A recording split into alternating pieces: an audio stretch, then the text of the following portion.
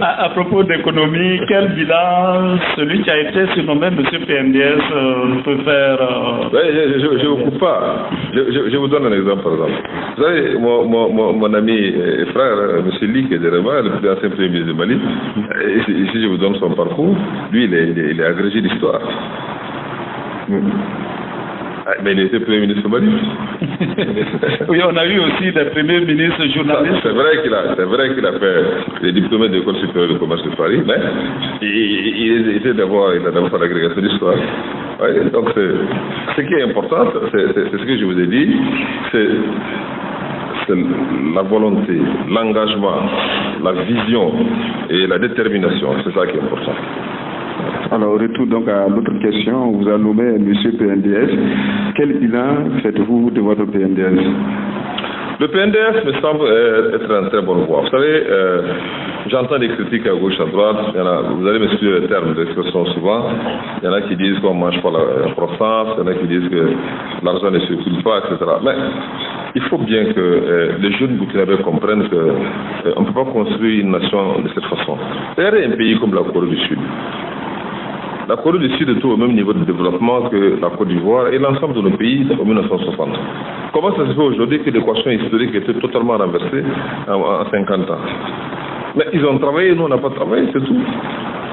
Ils ont fait les investissements qu'il fallait faire, ils ont consenti les sacrifices qu'il fallait faire au moment opportun, nous on ne l'a pas fait. C'est ça la réalité. Le Japon était un pays sous-développé. Comment ça se fait qu'en une centaine d'années, depuis l'ère de l'empereur Meiji, sous les mesures qu'il a eu à prendre en faveur de l'éducation nationale, de la formation, et le Japon est devenu une puissance mondiale? Mais c'est parce que les réformes qu'il fallait faire, ils les ont faites, et ces réformes-là sont arrivées à obtenir un consensus au sein de la société. Et les sacrifices qu'il fallait faire au début, la population a accepté d'accepter ces sacrifices-là. C'est pour dire qu'on ne peut pas arriver au développement sans souffrance, ce n'est pas possible. On ne peut pas arriver au développement sans transpirer, sans travailler dur. C'est pas possible. C'est une illusion. Ceux qui disent ça, ils racontent des histoires. Il faut un programme juste. Mais il faut qu'une génération accepte de travailler dur, sacrifier, pour que les pays puissent se développer demain. Sinon, c'est impossible. Mais est-ce que les actions sont visibles, les résultats sont visibles sur le terrain avec le PND? Le PND, je vous donne des exemples. Si on prend l'axe numéro 1, la gouvernance, nous avons par exemple au niveau de la justice, nous avons fait d'énormes progrès. Nous avons par exemple au niveau donc du personnel, nous avons renforcé le personnel de la justice. Nous avons recruté plus de 170 nouveaux magistrats. Nous avons recruté également des greffiers, également des gardes de sécurité pénitentiaire pour faire fonctionner déjà nos institutions pénitentiaires, ce qui ne fonctionnait pas. Donc, au-delà des effectifs, nous avons également créé de nouvelles institutions judiciaires pour approcher donc la population du justiciable de l'institution judiciaire. Nous avons par exemple créé le tribunal de grande instance de Pau avec sa maison d'arrêt. Ce n'est pas encore ouvert, mais c'est quasiment terminé. Nous avons ouvert la cour d'appel à Fada. Nous sommes en train de créer le tribunal de grande instance numéro 2 de Ouagadougou. Nous avons créé 2 pôles spécialisés dans le tribunal de grande instance de Ouagadougou et de Bobo.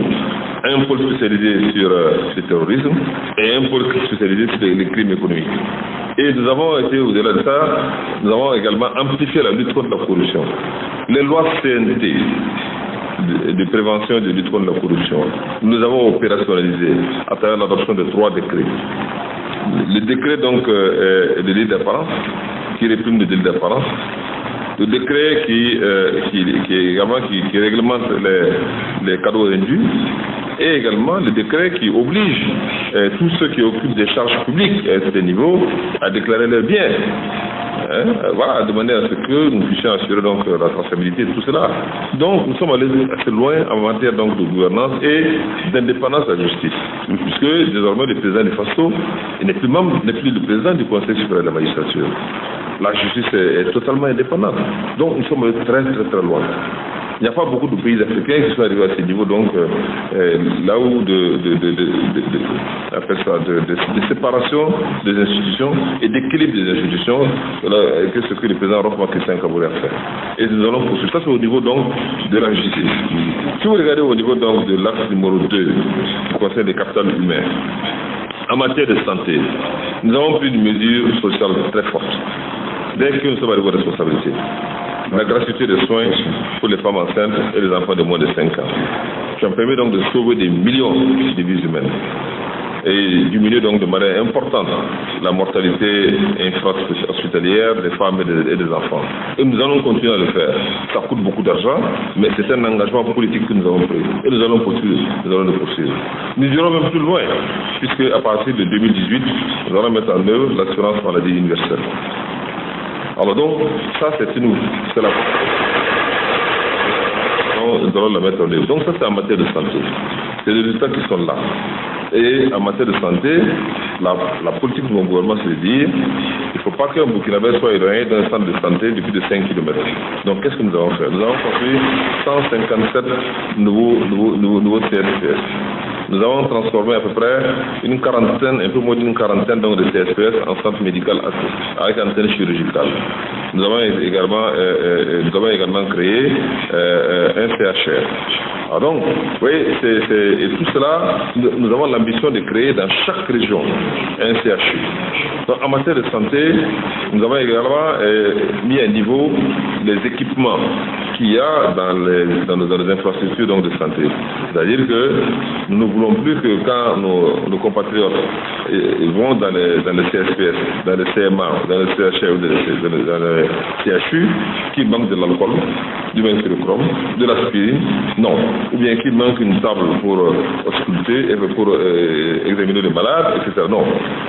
Sur les instructions du président du FASO, nous avons mis en place un vaste plan d'équipement de toutes les infrastructures donc, de santé de manière à ce qu'elles puissent être fonctionnelles. Ça, c'est en matière de santé. Maintenant, en matière d'éducation, qu'est-ce que nous avons fait? Nous avons créé, en 2 ans, nous avons construit 408 CEG. 408 CEG. Nous avons construit un peu moins de 4000 classes pour résorber donc les écoles, les classes supérieures.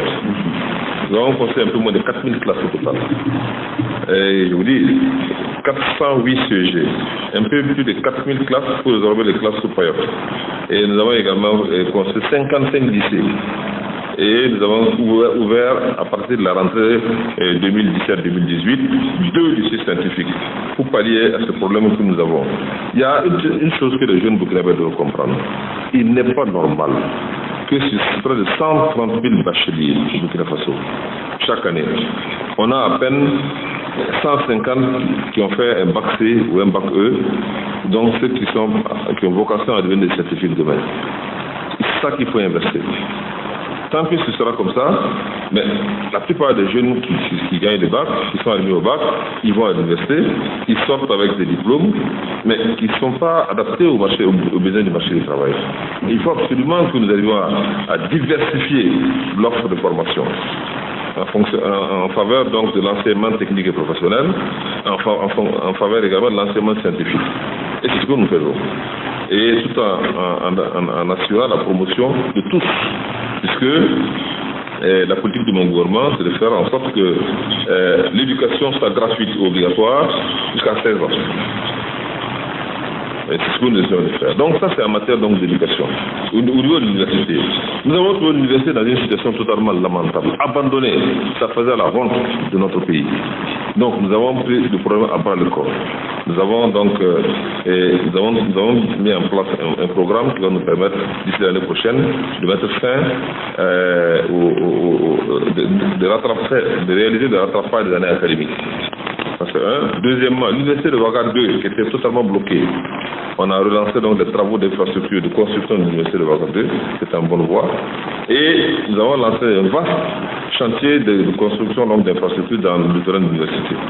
Donc tout cela, ça traduit la volonté du président du Faso, et en tout cas de faire de l'université de Burkina Faso des centres d'excellence. On ne peut pas bâtir une nation sans des élites. C'est illusoire. Il faut des élites. Et les élites, c'est où? C'est à l'école. Et c'est pourquoi le président du Faso est convaincu que la clé du développement du Burkina Faso, c'est la formation d'une jeunesse apte à assumer les besoins de développement. Aujourd'hui au Burkina Faso, si vous avez besoin de spécialistes pour faire du carrelage dans votre maison, tout le monde sait, on va chercher des spécialistes au Togo ou au Bénin. Tout le monde sait également que les métiers du bâtiment et les métiers du bâtiment, nous ne sommes pas très doués. En tout cas, c'est pas qu'on n'est pas doués, mais on n'a pas de spécialistes. C'est la même chose pour la mécanique. Il suffit qu'une voiture soit en panne, on va chercher les mécaniciens au Ghana. C'est pas normal. Ça traduit des déficiences de notre système d'éducation. Et c'est à cela qu'on s'attaque.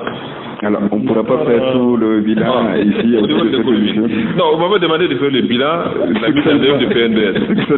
Là, maintenant, c'est l'économie. Nous avons, quand nous sommes arrivés aux responsabilités, oui.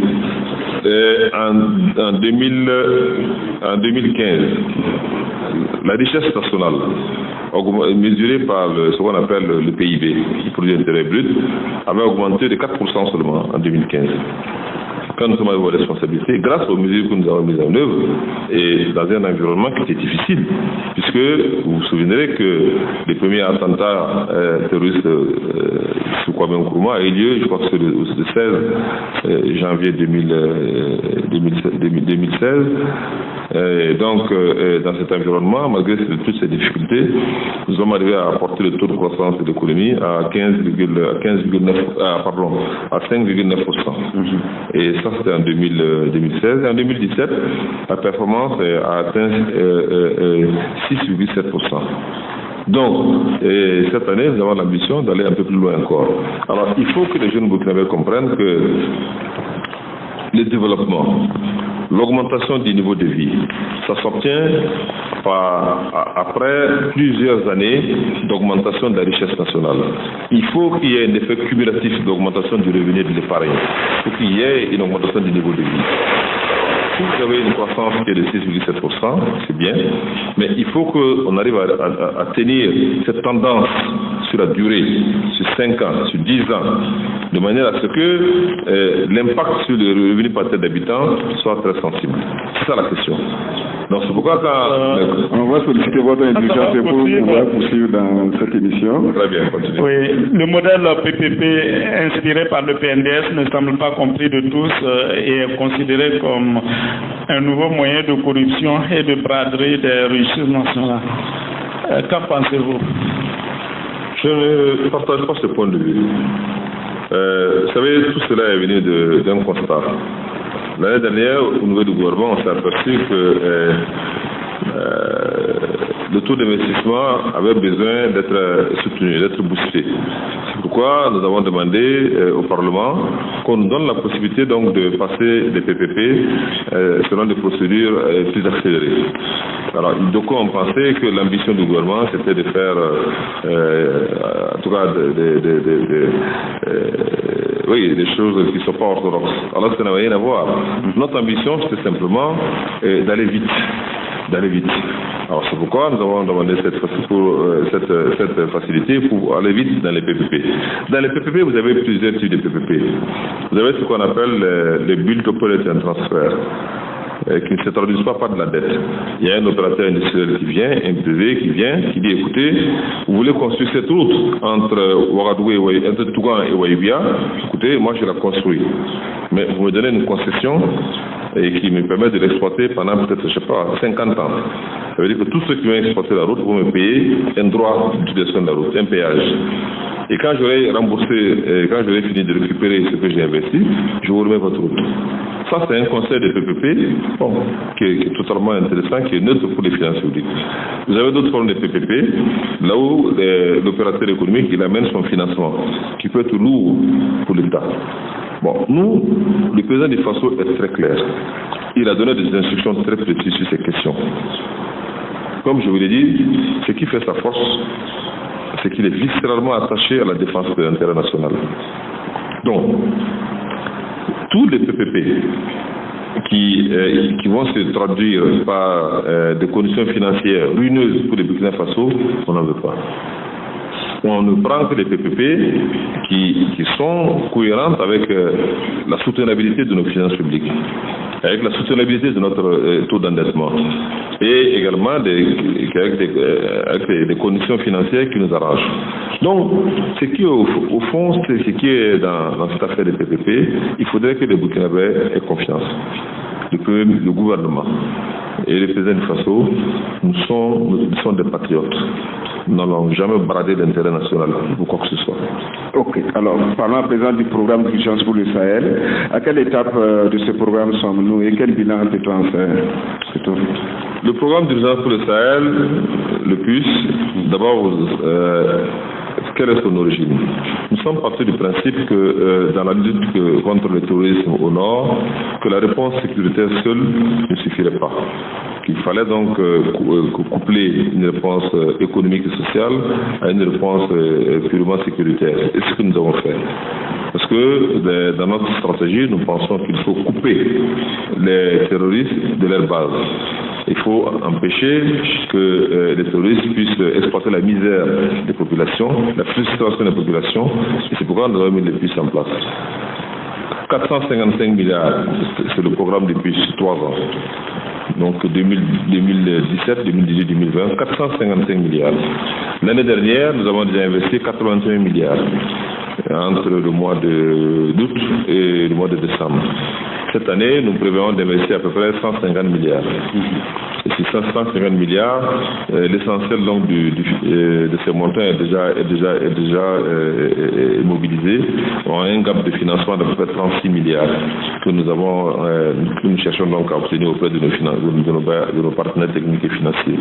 Nous avons convoqué une conférence au mois de juillet à Ouagadougou, là où nous aurons l'occasion de parler avec nos partenaires techniques et financiers sur le financement du plan d'appui au développement de l'économie, du plan de développement local et également de PUS. Et sur le PUS, comme je le disais, on a besoin de 36 milliards pour boucler notre programme d'investissement. J'ai demandé également, j'ai demandé au ministre de l'économie et des finances d'introduire une requête auprès du Conseil des ministres pour qu'on aille vite également dans des procédures dans la distribution des marchés pour pouvoir donc absorber ces budgets qui sont prévus pour être investis en 2018 dans le cadre donc du PUS. Et vous le savez, il y a 4 volets qui couvrent le PUS. Le premier volet, c'est défense et sécurité. Le deuxième volet, c'est l'appui institutionnel. Le troisième volet, c'est le développement des infrastructures économiques et sociales. Et le quatrième volet, bien entendu, c'est le développement de la gouvernance locale. Et donc, nous travaillons dans tous ces volets-là. Alors, nous assistons, Excellence, de nos jours à 2 crises qui concernent les céréales et le coton. Que compte faire votre gouvernement pour juguler ces 2 crises majeures? Bon, je voudrais dire que ce sont des problèmes qui sont quasiment derrière nous. S'agissant du coton, comme vous le savez, la production de coton a subi les aléas donc, climatiques. Il y a eu donc des poches de sécheresse, il y a également des attaques de chenilles légionnaires, et également voilà. Donc tout ça, ça fait qu'il y a eu des problèmes. Bon, alors au niveau, ça s'est traduit donc par des difficultés donc des groupements villageois à rembourser les banques. Également, ça s'est traduit également par ce qu'on appelle l'endettement interne.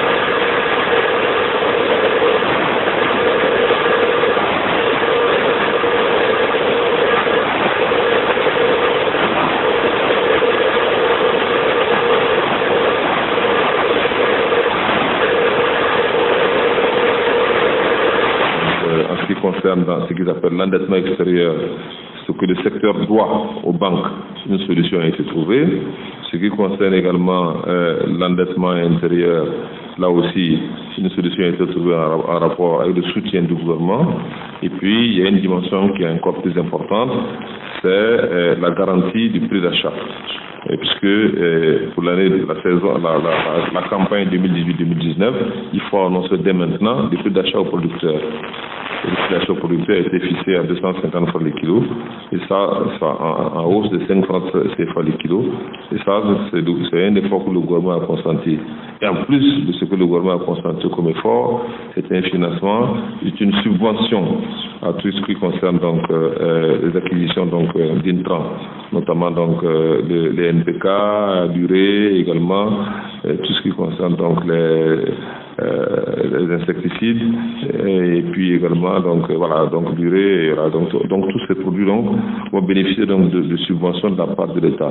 Donc c'est pour vous dire que s'agissant donc de la question du coton, le problème est derrière nous. Et les céréales? Les céréales?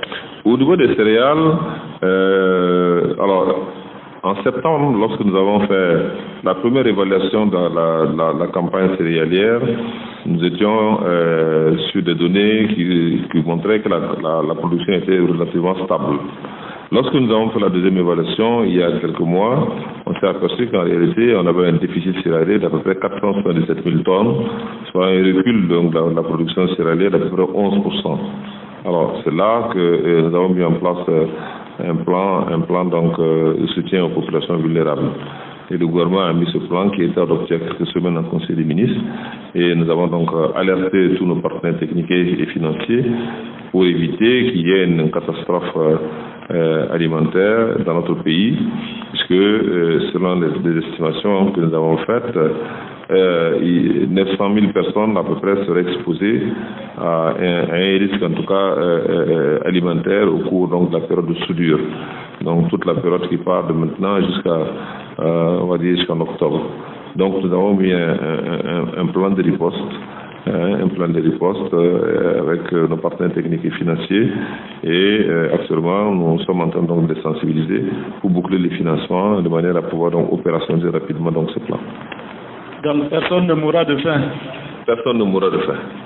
D'accord. L'actualité reste dominée par les questions de lotissement qui demeurent suspendues. Pendant ce temps, des promoteurs immobiliers et autres prédateurs du foncier se taillent la part du lion. Où en est-on avec ce dossier et à quand la levée de la mesure? Alors, vous savez que la question du foncier est une question très sensible. Lorsque la commission d'enquête parlementaire a déposé son rapport, et le gouvernement a analysé les recommandations, et on a mis en place, j'ai fait mettre en place une commission interministérielle pour analyser donc les recommandations de la commission d'enquête. Et nous sommes allés approfondir ces recommandations et le rapport vient d'être rendu. Et ce rapport a été rendu, il a été examiné en Conseil des ministres et sur la base donc des recommandations qui ont été, des décisions qui ont été prises par le Conseil des ministres, nous allons donc dans les semaines qui viennent, nous allons donc reprendre les lotissements dans les localités là où il n'y a pas de difficulté. En réalité, là où il y a les difficultés se concentraient dans les grandes villes que sont Bobo-Dioulasso et Ouagadougou. Alors, donc ce que nous allons faire, c'est que nous allons, pour redonner le dynamisme au secteur donc, de l'immobilier, nous allons donc relancer donc les programmes de lotissement dans les zones autres que celles de Ouagadougou et Bobo-Dioulasso. Et s'agissant de Ouagadougou et Bobo-Dioulasso, nous allons mettre dans chaque arrondissement des commissions ad hoc, avec la participation de la société civile, pour apurer effectivement tous les contentieux, tous les litiges qui ont été recensés, qui impliquent des personnes physiques ou des promoteurs immobiliers indélicats, de manière à ce que justice soit faite, avant que nous puissions donc reprendre donc, effectivement donc, les lotissements à Ouagadougou et Bobo-Dioulasso. Ok. Alors, autre point de l'actualité récente qui fait couler encre et salive, c'est la délocalisation des conseils des ministres en région. Le gouvernement va-t-il reculer vu la polémique qui enfle? Je ne comprends pas cette polémique. Nous souhaitons simplement nous rapprocher de nos compatriotes. Parce que s'asseoir à Kosiam et faire des conseils des ministres, c'est bien, mais aller se rapprocher de nos frères qui sont à Djibo, de nos frères qui sont à l'est dans la région de Fada, à Diapaga, ou de nos frères qui sont à Bogandé, dans la Nyanya, je pense que le gouvernement aille tenir des conseils des ministres dans ces zones qui sont assez reculées. Je crois que ce serait en tout cas l'expression d'une solidarité avec les populations locales. Ça me semble quelque chose d'important. Il faut absolument que nous aussi, nous puissions nous approcher de nos compatriotes, écouter, être à l'écoute de leurs préoccupations et expliquer également notre politique. Parce que le Conseil des ministres sont rendus à Ouagadougou, c'est bien, tout le monde les écoute, mais aller au contact de nos compatriotes, il me semble que ce n'est pas superflu. Bon. Et bien vous pouvez venir à Tougan sans organiser un conseil de ministres ici. Pour organiser ou sans organiser? Sans organiser, vous pouvez faire une visite à Tougan, oui. avec tout le gouvernement. Oui, vous avez raison, je peux le faire, voilà, nous sommes là aujourd'hui. Mais ce que je veux dire, symboliquement, que le gouvernement a été né par un conseil des ministres aujourd'hui à Djibo. Tout le monde sait ce qui se passe dans la région de Soum aujourd'hui, singulièrement dans la ville de Djibo. Tout le monde sait aujourd'hui qu'il y a une pression très forte de ceux qui nous font la guerre, des groupes terroristes. Et tout le monde sait que ça se ressent dans la région de Soum, par en tout cas des inquiétudes au niveau des populations, au niveau des fonctionnaires qui y travaillent, des instituteurs, donc des enseignants, les infirmiers, les magistrats, et tous ceux qui sont les représentants de l'État là-bas et pour de grandes inquiétudes. Donc il me semble important que nous puissions aller là-bas, tout le gouvernement entier, montrer que nous aussi, on vient partager les risques avec eux et que nous les soutenons. Ils ne sont pas seuls. Et si nous devons, en tout cas, lutter, nous luttons ensemble et partager les quotidiens avec eux. Parce que s'ils consomment, nous allons consommer avec eux. C'est comme ça. C'est une façon de montrer que nous aussi, nous sommes conscients de ce qui se passe là-bas et que le Burkina Faso est un et indivisible. Et que nous n'accepterons jamais que des groupes terroristes mettent en danger la sécurité, donc l'intégrité territoriale. Voilà un peu ce que je veux dire. Donc c'est ça un peu le sens qu'il faut donner à cette initiative que nous avons prise. Il n'y a pas d'agenda politique caché. Le problème de Burkina Faso, c'est que dès que vous voulez faire quelque chose, il y a toujours des gens qui sont mal intentionnés, qui interprètent tout dans le mauvais sens. Mais comment se rapprocher des populations locales, ça me semble quelque chose de normal. Ça me semble quelque chose de décent dans la conjoncture que nous vivons. Alors maintenant, nous allons veiller à faire en sorte que tout cela se fasse sans qu'il y ait des excès en matière d'impact budgétaire. Donc nous avons pris toutes les dispositions. Le président du FASO a donné des orientations. Je veillerai à cela pour que tout cela soit des déplacements, des coûts de déplacement des véhicules, etc., soit contenu donc vraiment dans des limites qui soient acceptables. Mais politiquement, ça me semble extrêmement important dans le contexte que nous vivons, que nous allions à Djibo, que nous allons à Nassumbo, que nous allons dans la région donc de la Kossi, par exemple, là où il y a des attaques, que nous allons à Toueni, à quelques kilomètres d'ici, là où il y a également des attaques, qu'on nous voit, qu'on sache que le gouvernement est solidaire de Burkina Faso. D'accord. Il y a aussi cette acquisition de véhicules, dont des V8. Une certaine opinion ne semble pas être d'accord avec cette dépense jugée inopportune. Qu'en dites-vous encore, Excellence? Non, je pense que là aussi, c'est un mauvais procès. L'opposition que l'opposition nous fait, parce que, je vais vous dire, il y a eu des véhicules qui ont été acquis. Lorsque les véhicules ont été acquis en Conseil des ministres, l'instruction qui a été donnée par le président du FASO, c'est de dire il faut que les gouverneurs qui sont sur le terrain soient prioritaires. Il faut également que les ministres dont les véhicules ont été expertisés et que l'expertise a montré que les véhicules sont complètement hors d'usage, c'est eux qui doivent être servis. En dehors de cela, personne n'a eu un véhicule. Moi, pas plus tard qu'il y a 2 jours, 2 ministres avec lesquels j'étais, je vous assure, le ministre de l'Éducation nationale, il est allé en tournée d'inspection dans le Sahel. Il a fait 4 crevaisons. La nuit, il s'est retrouvé à changer les pneus de sa voiture. Là-bas, derrière Djibo là-bas. Est-ce que vous pensez que ça c'est quelque chose de prudent? Ensuite, il s'est retrouvé également, son véhicule s'est retrouvé en panne, à l'est, pendant qu'il était en tournée d'inspection. Et un véhicule qui avait fait 21 jours au garage. Mais les véhicules sont tout simplement amortis. Mais il n'y a pas de budget pour changer la voiture. Le gouverneur de la région de l'Est, la région de l'Est, ça fait 22% du territoire national.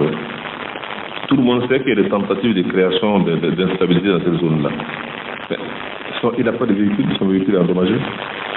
Le gouverneur du Sahel, qui est là-bas dans l'épicentre de la lutte contre le terrorisme, il n'a pas de véhicule, son véhicule est endommagé. Alors, les ministres, je n'en parle pas. Les ministres maintenant se déplacent avec des berlines. Il y a le ministre Koutou qui est venu avec moi ce matin, qui est allé me représenter à la Porte du Poisson à Gouran. Il est venu avec sa voiture berline. Il n'a pas de 4x4. La dernière fois, il était à Djibougou avec sa voiture berline, qui saute partout et qui le fatigue, mais c'est comme ça. Et il n'est pas le seul. Il y a le ministre de la Justice qui est obligé d'aller dans les régions pour regarder le fonctionnement de l'appareil judiciaire. Il n'a pas de 4x4. Il est venu me faire la requête, mais j'ai dit, il n'y a pas de voiture. Voilà la vérité. Alors, je ne comprends pas, je ne sais pas d'où vient ce faux débat. On dit que le gouvernement a acheté des véhicules de luxe. Où sont ces véhicules-là? Les ministres sont là, ils n'ont pas de véhicules. Ils ne peuvent même pas travailler. Les ministres de la femme, elle travaille avec sa voiture personnelle. Elle a traversé tout de Burkina Faso avec son véhicule personnel. J'en sais quelque chose. Ok, alors, donc, je ne sais pas, quand j'entends sur les radios que oui, les véhicules, le gouvernement a acheté des véhicules de luxe, je trouve que vraiment, vous savez, moi j'estime que le combat politique doit s'élever. Il faut qu'on revienne quand même au-dessus. Il faut qu'on revienne sur les questions de principe, sur les questions de politique. Mais quand on revient sur des choses comme ça qui ne sont même pas fondées, c'est décourageant. C'est décourageant. On va réserver notre page économie avec cette question du fonds commun. Le gouvernement a-t-il décidé de supprimer ce fonds ou va-t-il l'élargir à tous les fonctionnaires burkinabés? Bon, moi je ne veux pas jeter de l'huile sur le feu. C'est cette histoire de fonds commun. Tout le monde sait ce que c'est. Je pense que sous l'impulsion du président de Faso, j'ai organisé donc l'ouverture de la conférence et de conditions de rémunération des fonctionnaires. Nous allons, dans le cadre de cette conférence, mettre les conditions de rémunération des travailleurs de la fonction publique à plat. Et la question donc des fonds communs sera débattue.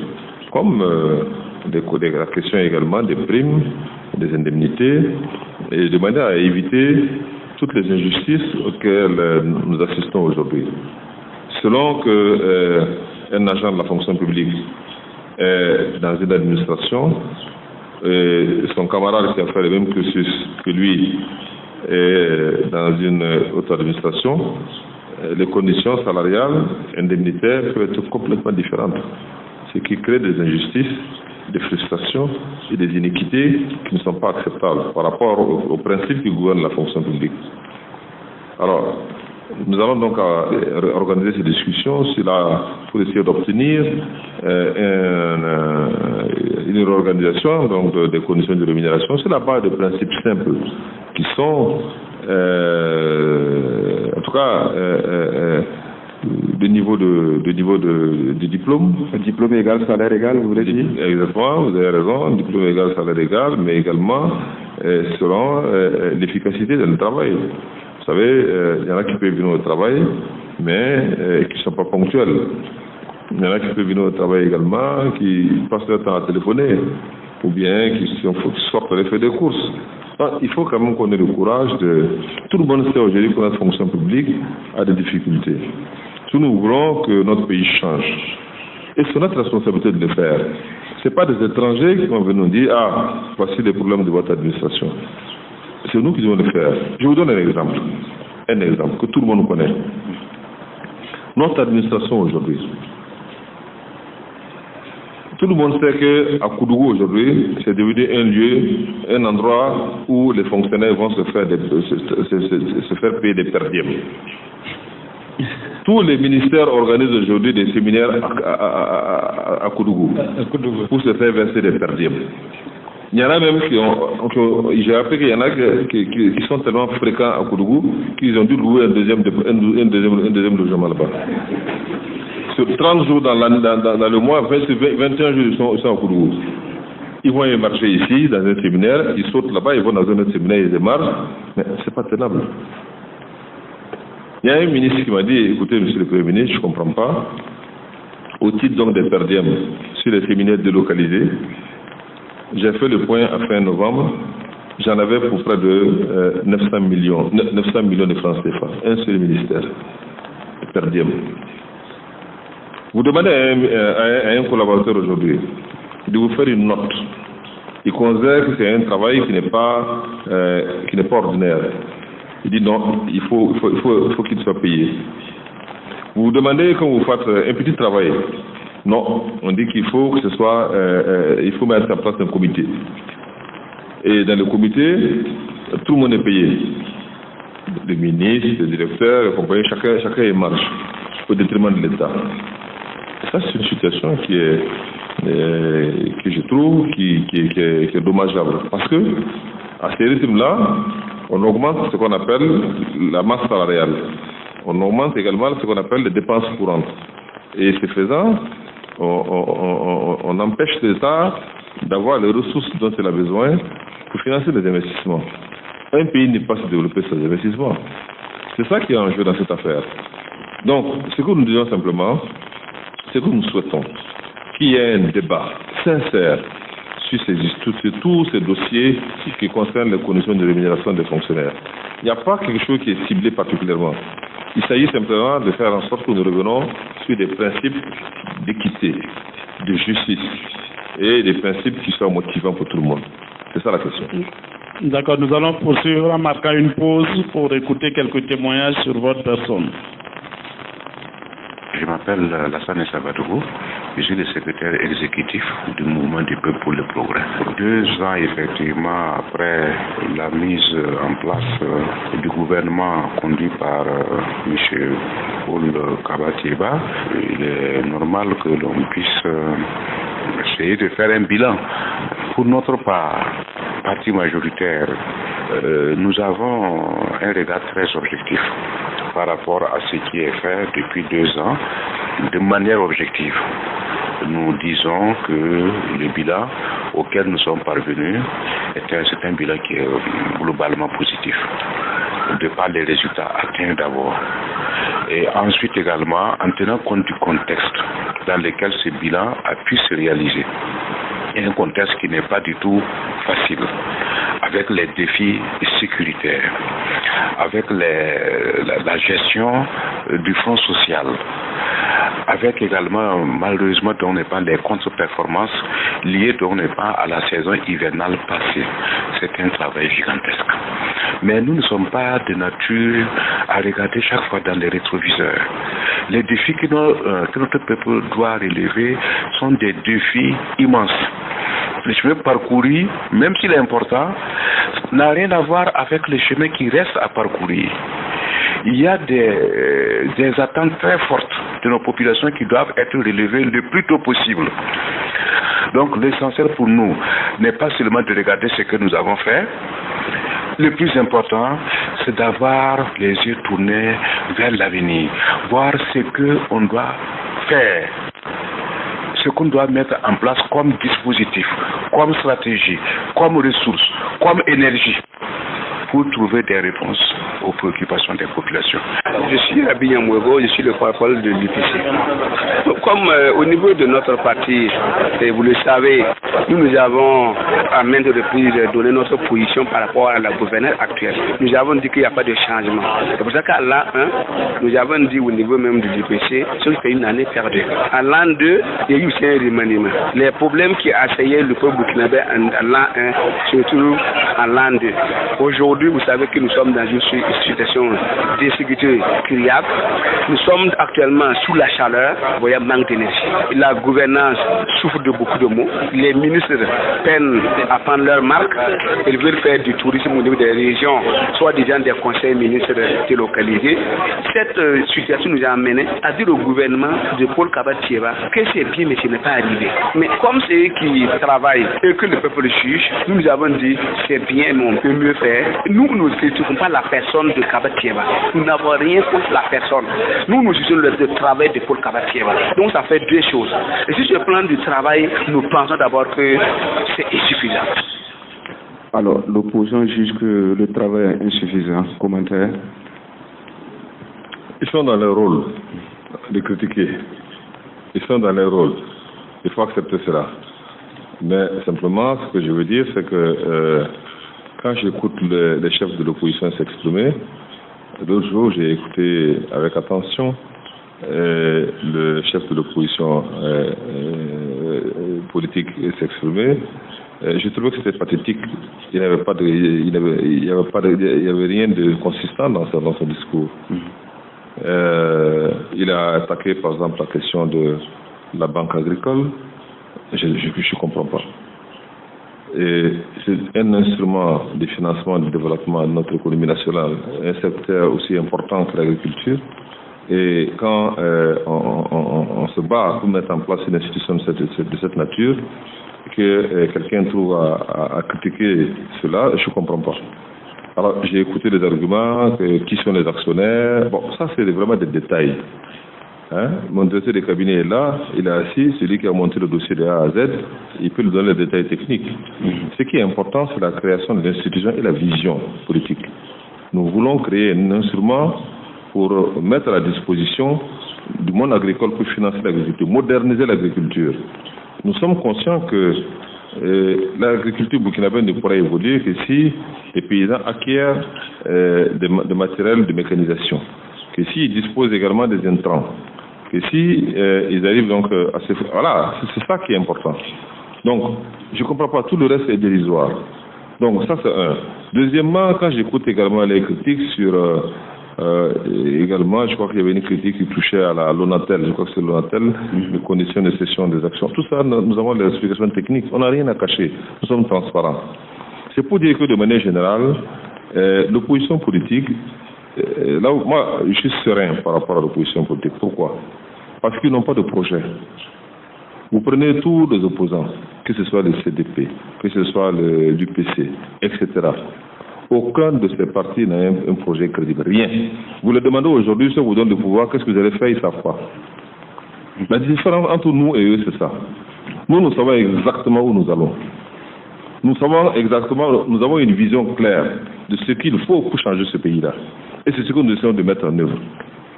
Ça peut être critiquable, mais c'est une conviction. Mais eux, si vous les demandez aujourd'hui, quelle est votre vision sur la question de l'éducation? Quelle est votre vision sur la question donc de l'agriculture? Quelle est votre vision sur la question de nouvelles technologies d'information de la communication? Ils n'en savent rien. Ce qui les intéresse, c'est s'installer aux affaires et puis voilà, jouer des affaires de l'État. C'est tout. D'accord. Et ça, moi je considère que ce n'est pas responsable. La jeunesse burkinabé a besoin d'autre chose. Mais malheureusement, ils passent le temps à tympaniser les jeunes avec des propos comme ça et à faire croire aux Burkinabés, aux jeunes Burkinabés, qu'on peut prendre des raccourcis pour aller au développement. Ce n'est pas bien. On ne peut pas prendre des raccourcis pour arriver au développement. Tout le monde sait qu'il y a un certain nombre de conditions qui doivent être requises. Tout le monde sait qu'il y a des sacrifices à consentir. Tout le monde sait que ce n'est pas en faisant des revendications excessives sur le plan salarial, etc., en encourageant les syndicats à semer des désordres dans le pays, que le pays pourra se développer. Alors, quand je les écoute, ils n'ont pas de politique alternative, ils n'ont pas de proposition alternative. Moi, j'attends de voir un discours d'un membre de l'UPC. Ça peut être le président de l'UPC, ça peut être quelqu'un du CDP. Est-ce que vous les avez entendus prononcer un discours cohérent sur un projet de développement? Ils n'en ont pas. Tout ce qui les intéresse, ceux du CDP, c'est prendre le pouvoir et se venger. Ou bien faire appel à leur ancien mentor qui a fait 30 ans au pouvoir, de venir s'installer encore au pouvoir. Quelqu'un qui a fait 30 ans au pouvoir, qui a épuisé ses idées, qui est fatigué, vous allez le ramener encore pour s'installer au pouvoir pour faire quoi? Qui n'a pas pu faire en 30 ans. L'autre qui est là, le patron de l'UPC, bon, s'il a des idées, qu'il le donne, qu'on voit. Ça ne sert à rien de s'asseoir et critiquer si vous n'avez rien à proposer. Moi, c'est ça. Je considère que aujourd'hui, les choix doivent se faire politique contre politique.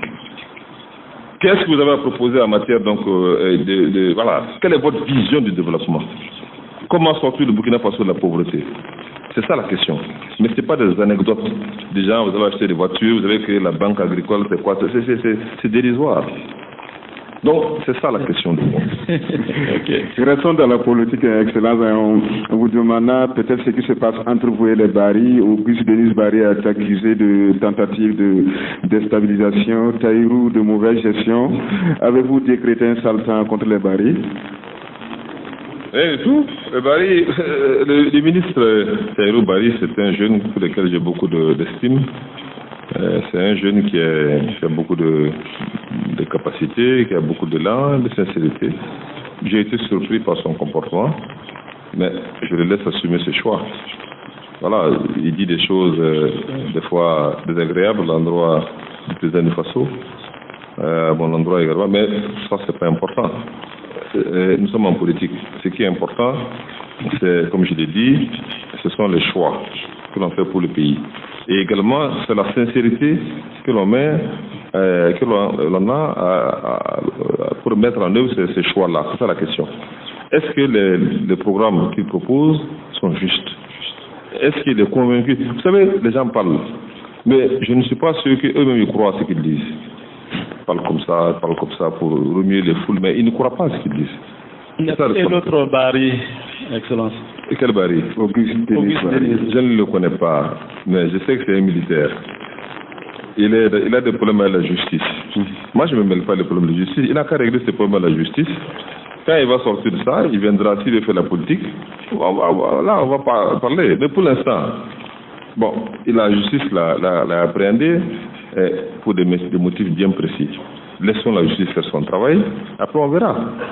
D'accord, d'abord, le gouvernement cohabite les partis de la majorité avec ceux de la mouvance. Monsieur Dabilgou, président du NTD, vient prendre sa place de droit. Laurent Gbagbo envoie et renvoie qui il veut en attendant que Maître Sankara décide peut-être d'y aller ou de virer un de ses ministres. Dans un tel contexte, est-ce que vous êtes vraiment le chef du gouvernement? Bon, ça c'est vous qui dites, hein, que Laurent Gbagbo a fait ceci, que M. Dabilgou a fait cela, ça c'est vous qui le dites. Maintenant, est-ce que ça correspond à la réalité? C'est une autre chose. Ça, vous n'êtes pas dans le gouvernement, vous ne savez pas comment se compose le gouvernement. 2 ministres en 3 mois à la culture. Pardon? Il y a eu 2 ministres en 3 mois à la culture. Bon, ça peut arriver. Ça peut arriver, c'est des choses qui peuvent arriver. Donc, je pense que ces changements sont dictés par les nécessités opérationnelles et politiques. Maintenant, est-ce que Paul Tcheba est vraiment le chef du gouvernement? Vous savez, ce qui est important, c'est, moi je veux dire, il faut que la politique que vous mettez en œuvre, vous soyez convaincu que c'est ça la politique qui est juste. Tant que je serai convaincu que la politique qui est menée par le gouvernement du président Roch Marc Christian est la politique qui est juste et qu'il m'a fait l'honneur donc de conduire, je serai toujours tout à fait à l'aise. Est-ce que je suis le chef du gouvernement? Ce titre-là, c'est pas très important pour moi. Ce qui est important, c'est que les idées que j'ai, les convictions que j'ai et que je partage avec le président du Faso, j'ai l'honneur en tout cas de partager avec lui, c'est la vision de l'intérêt national. C'est la vision que nous avons de développement du Burkina Faso. Tant que ces idées-là prévaudront et qu'elles seront mises en œuvre, le reste est dérisoire. Est-ce que, Excellence, vous avez des ambitions politiques?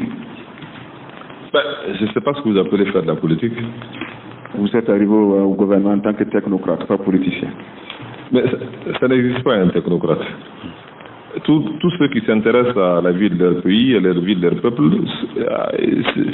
je trouve que c'est... Oui, tout le monde est... Tout patriote doit s'intéresser à la vie de son pays et doit essayer d'apporter sa contribution au développement de son pays.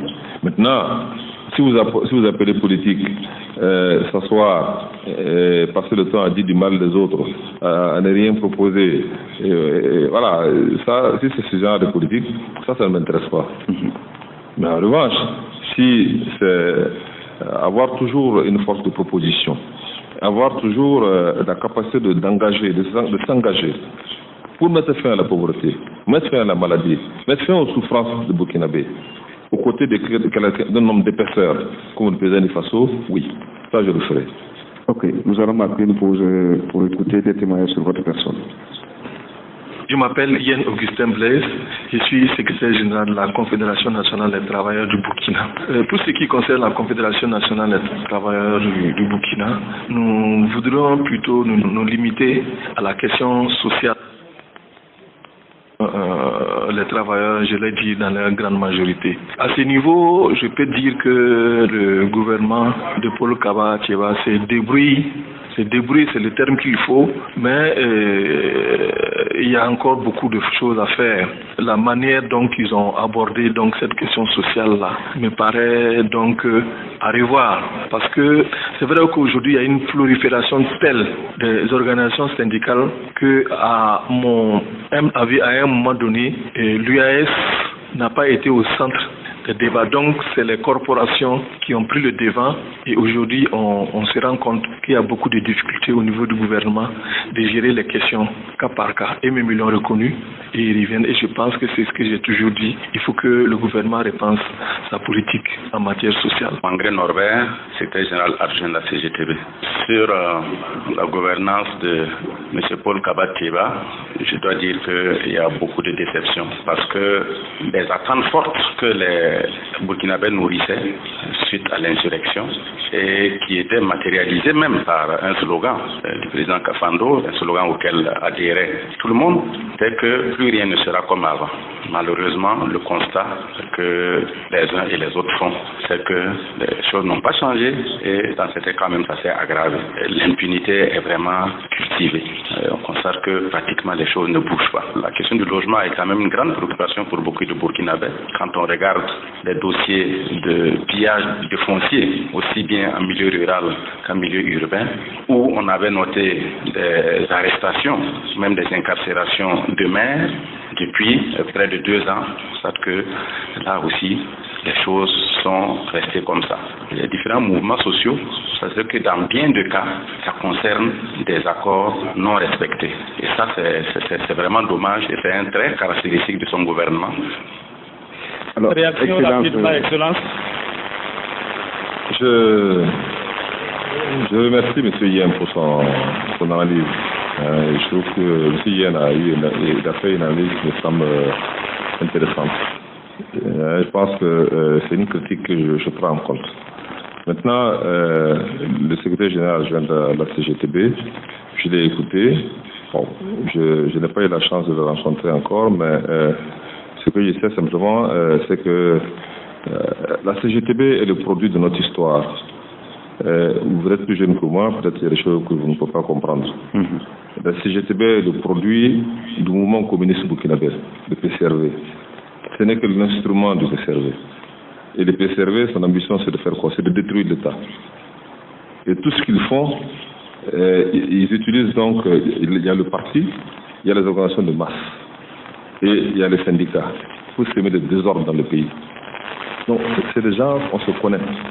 C'est pas d'aujourd'hui. Quand je les regarde, quand je les écoute, j'avoue que je sais qu'ils ne croient même pas ce qu'ils disent. Ils n'ont aucune ambition pour ce pays. Leur seule ambition, c'est de détruire le pays. Ils croient encore à une insurrection populaire en éveillant les masses populaires, c'est-à-dire les paysans, les ouvriers, etc., et les travailleurs, et ils vont prendre le pouvoir un jour.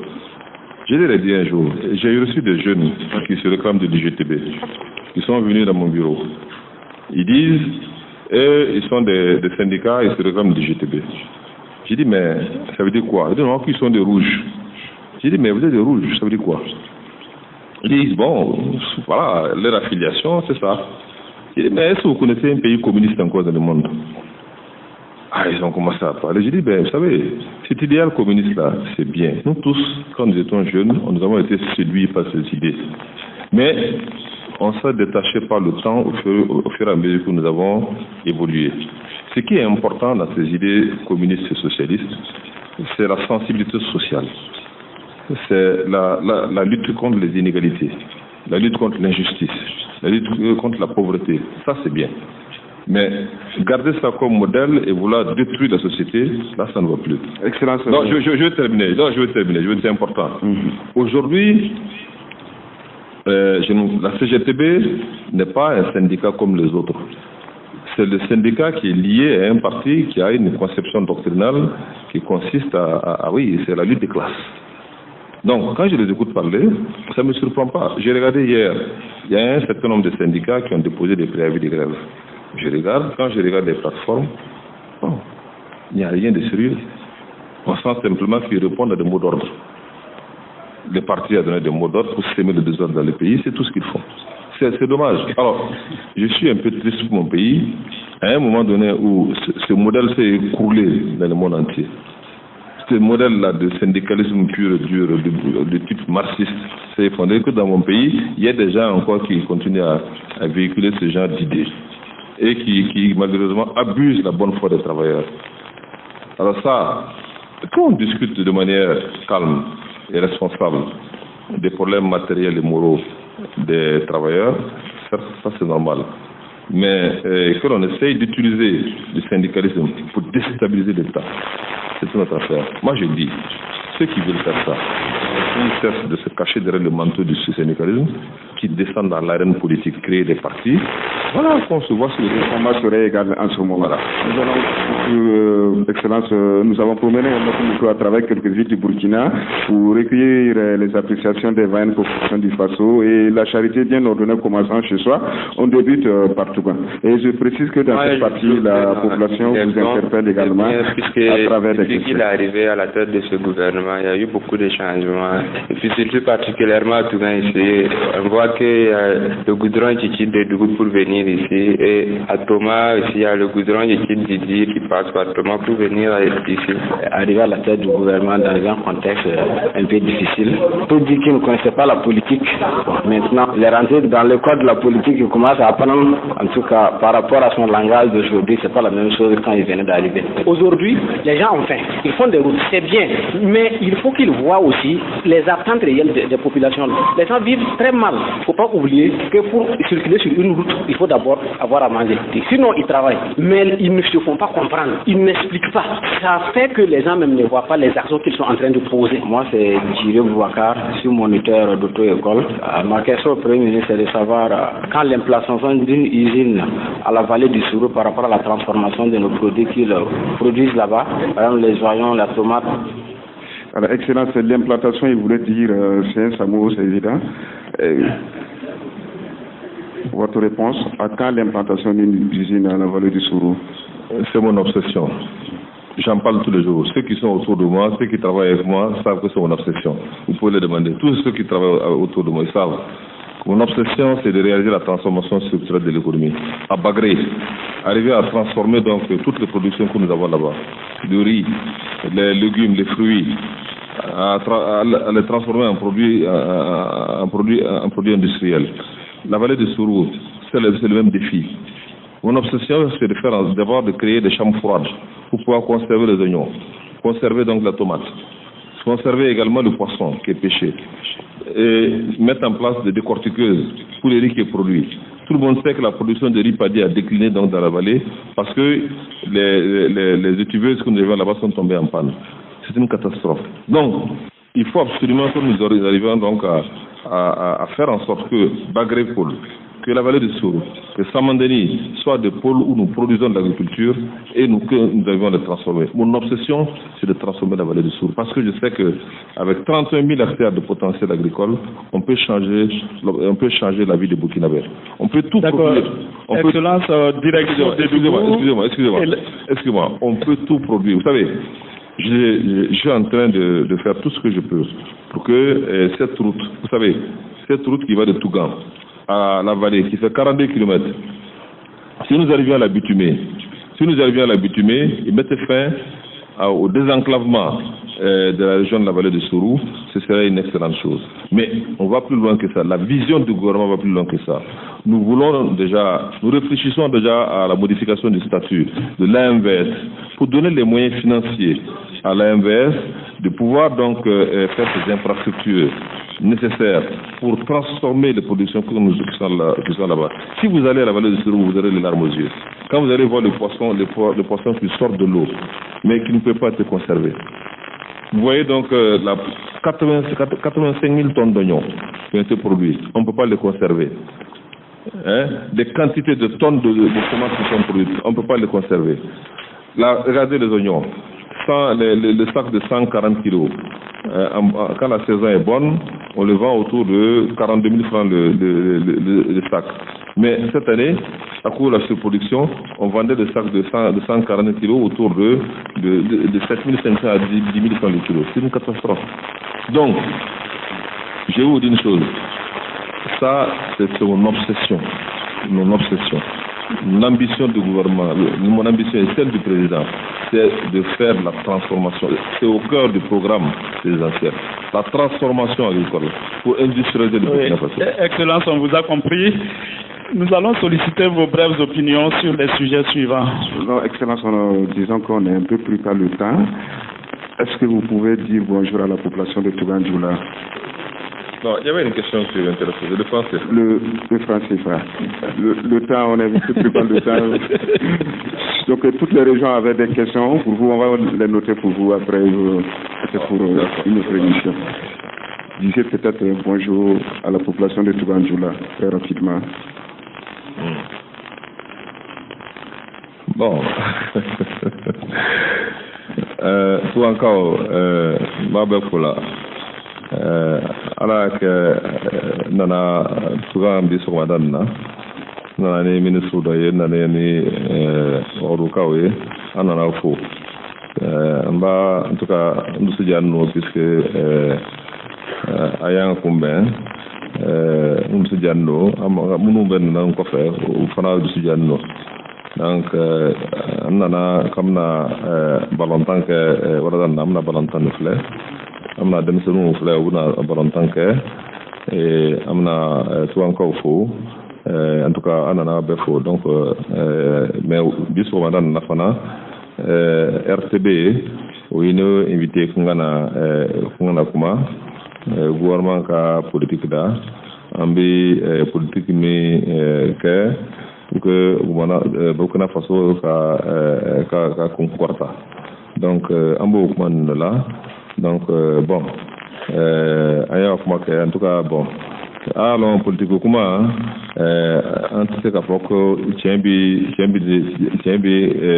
ni fait ni fait mais ni akila maybe ankuna ne akila jamana Faso fana premier akila min kain Burkina Faso la amna woloke amna sege sege chugo Burkina Faso fantaya golaya anta fait attaquer Burkina Faso la tout mais amno baran de ke bon en tout cas voilà tout en cas au bé le gouvernement parce que gouvernement quoi faire le gouvernement demain le gouvernement en tout cas supporter pour que on a fait ça au baran en tout cas Mbabe Kola nous diano amitié. Alors, Excellence, on nous accorde 5 minutes pour revenir sur le franc CFA. Est-ce que les pays africains doivent quitter la zone CFA? Bon. Non, je voudrais dire que c'est une question sensible. C'est une question sensible. Bon, je voudrais simplement dire que il faut décider. Ce sont les politiques qui prennent la décision. Bon, il y a dans cette affaire de franc CFA, j'ai vu que le débat maintenant est rentré dans le domaine de la société civile, les jeunes s'en sont emparés, tout le monde en parle. Mais c'est des questions, j'ai vu qu'il y a deux dimensions dans cette affaire. Il y a une dimension émotionnelle et politique que je comprends très bien. Parce qu'après plus de 5 ans d'indépendance, le franc CFA a une charge émotionnelle qui est particulière. Et la jeunesse d'aujourd'hui peut-être peut ne pas se reconnaître dans ce qui s'est fait il y a au début des indépendances. Ça, je peux comprendre cela. Maintenant, il y a les aspects techniques qui ne sont pas à la portée de tout le monde et qu'on ne peut pas, voilà, qu'on peut pas discuter. Donc, ce que je veux dire, c'est que dans ce débat, ce que franc CFA, il faut peut-être faire à part des choses entre les aspects purement techniques et des aspects qui relèvent vraiment de, comme je le disais tout à l'heure, la sensibilité politique. Et voilà, c'est fait deux choses différentes. Mais moi, je suis favorable à ce qu'il y ait toujours des évolutions, mais que ces évolutions se fassent toujours de manière harmonieuse, de manière à préserver la stabilité macroéconomique générale donc de notre pays. Il faut que la monnaie n'est pas une chose simple. Si c'était aussi simple que ça, vous savez, il y a des pays qui ont des monnaies qui flottent, qui ont des monnaies nationales, mais si c'était aussi facile que ça, ils seraient développés depuis longtemps. Regardez autour de nous, il y a beaucoup de pays qui ne sont pas dans la zone CFA, qui ont leur propre monnaie, mais est-ce qu'ils sont plus développés que nous? Pas forcément. Donc, je veux dire que ça ne suffit pas. La question de la monnaie, ce n'est pas une panacée. C'est pas ça qui va régler forcément les problèmes auxquels nous sommes confrontés. Et ce que nous devons faire déjà, c'est de regarder courageusement les réformes structurelles que nous devons entreprendre. Voilà. Ces réformes structurelles-là, c'est les réformes au niveau de notre administration, de notre système d'éducation, pour acquérir la compétitivité de notre économie nationale, créer de la main-d'œuvre spécialisée, nos pôles de production, créer la production, créer la richesse, faire en sorte que notre économie soit compétitive et que les investisseurs étrangers aient du plaisir et courent de venir investir au Burkina Faso parce que les affaires sont intéressantes. C'est ce qu'on appelle la compétitivité hors prix. C'est ça que nous devons travailler d'abord, avant de rentrer dans les considérations. Voilà, je ne vais pas aller plus loin que ça. Merci à vous donc, Excellence. Tapis d'honneur de ce jour est maintenant terminé. Nous allons profiter de l'occasion de dire merci à votre gouvernement qui a doté la radio nationale télévision du Burkina d'INISESAT, qui a été inaugurée ce jour même à travers cette émission. Merci. Nous allons donc dire merci aussi ou saluer la présence de Tam Ly, ancien Premier ministre du Mali, les membres du gouvernement, le gouverneur, le maire de Tougan et tous vos proches et collaborateurs. Merci pour votre disponibilité. Donc, nous allons dire aussi merci à tous ceux qui nous ont suivis de bout en bout. Merci à nos radios partenaires, à Sidoya, le journal Le Pays.